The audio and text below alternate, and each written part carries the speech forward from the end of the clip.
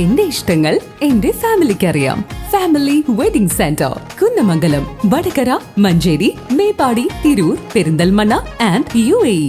Vadanamkurissi government LP school വാർഷികാഘോഷം വിവിധ പരിപാടികളോടെ കൊണ്ടാടി.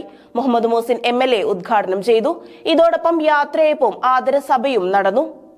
കുട്ടികളുടെ വിവിധ കലാപരിപാടികൾ, ആദരസഭ എന്നിവയോടെയാണ് വാടാനംകുറിശി ഗവൺമെന്റ് LP സ്കൂളിന്റെ വാർഷികം കൊണ്ടാടിയത്.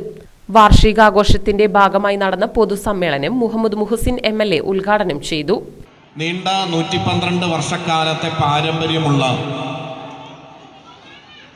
ഗവൺമെന്റ് LP സ്കൂളും ഹൈസ്കൂളും അടക്കമുള്ള വാടാനംകുറിശി സ്കൂള് ഒരു കാലഘട്ടം അറിവ് അല്ലെങ്കിൽ വിദ്യാഭ്യാസം എന്ന് പറയുന്നത് സാധാരണക്കാർക്കും പാവപ്പെട്ടവർക്കും അന്യമായിരുന്ന കാലത്ത്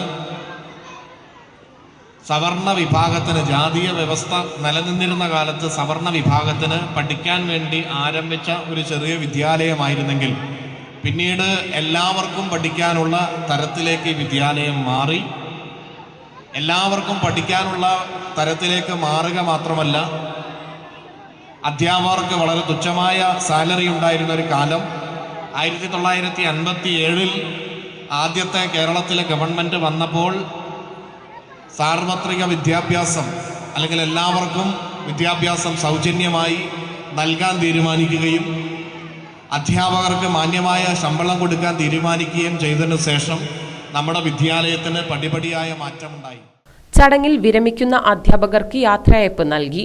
ഓങ്ങല്ലൂർ ഗ്രാമപഞ്ചായത്ത് പ്രസിഡന്റ് രതി ഗോപാലകൃഷ്ണൻ അധ്യക്ഷയായിരുന്നു.